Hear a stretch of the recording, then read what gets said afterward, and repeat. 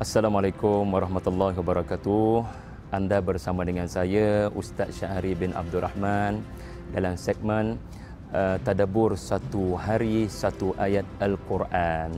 Dan pada hari ini ayat pilihan saya adalah surah yang ke-12 ayat yang ke-4, yakni surah Yusuf.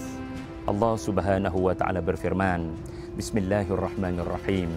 Wa idza qala Yusuf li abihi Ya abati inni ra'aitu ahada asyara kawkaban wasyamsa wal qamar ra'aituhum li sajidin. Sadaqallahul azim. Yang bermaksud, ingatlah ketika Yusuf berkata kepada ayahnya, wahai ayah yang disayangi, sesungguhnya saya melihat dalam mimpi saya 11 bintang cerah, matahari dan bulan saya melihat kesemua mereka sujud ke arah saya. Baiklah, dalam ayat ini kita mendapati ada terlalu banyak pengajaran yang hebat.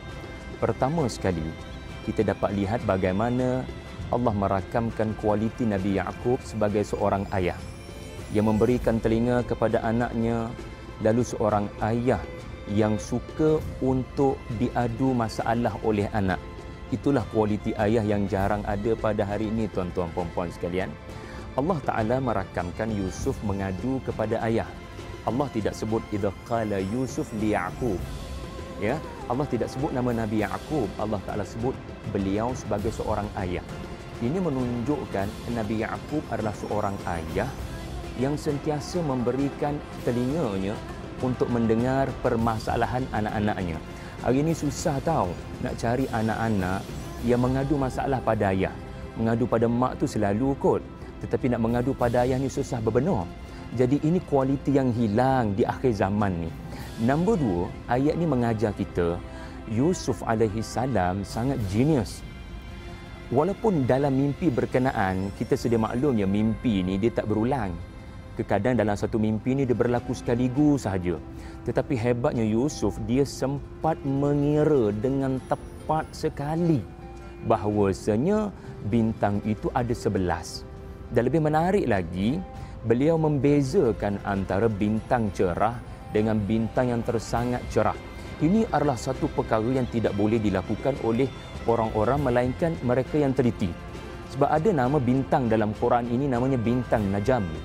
Tetapi Yusuf menyifatkan itu sebagai kaukaban. Maknanya bintang yang tersangat cerah. Dan kalau anda perhatikan, Yusuf alaihissalam menyebut bintang dulu, baru matahari, baru bulan. Apa yang kita boleh pelajari di sini adalah adanya kanak-kanak yang apabila memerhatikan alam, beliau sangat teliti dan memerhatikan dengan teliti kejadian alam. Walaupun dalam mimpi. Adakah kanak-kanak ini seperti Yusuf alaihissalam ini adalah anak-anak kita, tuan-tuan, yang suka memerhatikan bintang-bintang di luar sana di atas kepala dan meninggalkan gadget seketika. Jadi ini kualiti seorang anak kecil, ya bunayya, ya seorang anak kecil yang bernama Yusuf alaihissalam. Dan yang paling penting, ayat ini mengajar kita mengapa Yusuf alaihissalam ditimpa musibah yang pelbagai akibat daripada perbuatan saudara-saudaranya. Beliau tidak pernah mengeluarkan perkataan yang tidak baik.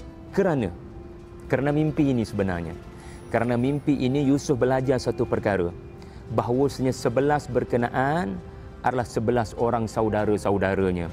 Sejahat mana pun mereka, Yusuf diberitahu oleh Allah Subhanahu wa taala berdasarkan wahyu dan mimpi ini, saudara-saudaranya yang jahat-jahat ini nanti akan jadi kaukaban, akan jadi bintang yang cerah, akan jadi orang-orang yang saleh. Alangkah baiknya hidup kita ini, tuan-tuan, kalau siapa pun yang bermusuh dengan kita, ya, kita menganggap satu hari nanti mereka akan jadi orang yang baik, saudara-saudara yang beriman. Jadi itulah satu ayat ya yang boleh saya kupaskan di sini. Wallahu a'lam. Assalamualaikum warahmatullahi wabarakatuh.